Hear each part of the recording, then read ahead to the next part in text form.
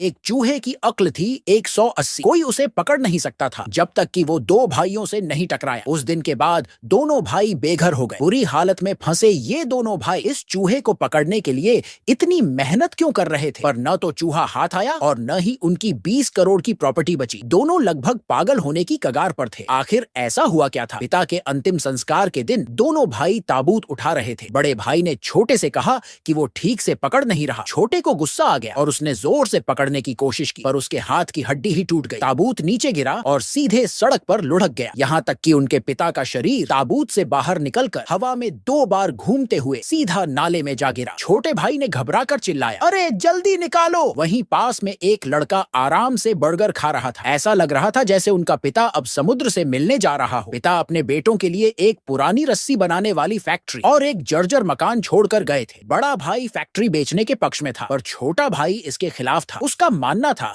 कि कुछ चीजें पैसों से बढ़कर होती हैं। इस मतभेद के कारण दोनों में झगड़ा हो गया और वो अलग हो गए। बड़े भाई ने एक 5 स्टार रेस्टोरेंट खोला जहां शहर की बड़ी हस्तियां खाना खाने आती थीं। खाने की दुनिया में उसका नाम हो चुका था। एक दिन शहर के कलेक्टर अपने पूरे परिवार के साथ वहां आए, पर खाने में एक तिलछट्टा निकल आया। घिनौनेपन से भड़ककर कलेक्टर को हार्ट अटैक आ गया और वहीं ढेर हो गया। मीडिया के लोग टूट पड़े, सवालों की बौछार होने लगी। बड़े भाई के पास कोई जवाब नहीं था। नतीजा ये हुआ कि रेस्टोरेंट को बंद करना पड़ा। उधर छोटा भाई भी मुश्किल में था। एक बड़ी कंपनी फैक्ट्री खरीदना चाहती थी, लेकिन उनके पिता इसे कभी बेचना नहीं चाहते थे। समय के साथ फैक्ट्री की तकनीक पुरानी पड़ चुकी थी, कामगार भी कम हो गए थे। ऐसे में ज्यादा समय तक फैक्ट्री चलाना नामुमकिन था। पैसों के इस प्रलोभन के बीच छोटे भाई ने पिता की दी हुई पुरानी रस्सी उठाई। उसे पिता की वो बात याद आई, तुम दोनों भाइयों को एकजुट रहना है, साथ मिलकर काम करना है। यही सोचकर उसने फैक्ट्री बेचने से इनकार कर दिया। इस फैसले से उसकी लालची गर्लफ्रेंड नाराज हो गई, उसे निकम्मा कहकर छोड़ दिया और घर से निकाल दिया। अब दोनों भाई सड़क पर थे, एकदम कंगाल। उधर क्रिसमस की ठंडी रात थी। सड़क किनारे बैठे भिखारियों को देख दोनों को अपनी हालत पर तरस आया। आखिरकार उन्होंने सोचा कि पहले पिता के छोड़े पुराने घर में लौट चलते हैं, फिर आगे की सोचेंगे। वहां पहुंचकर घर की हालत देखकर उनका दिल टूट गया। घर में बस एक पुराना बिस्तर था। दोनों को उसी पर सोना पड़ा। आधी रात को छोटे भाई को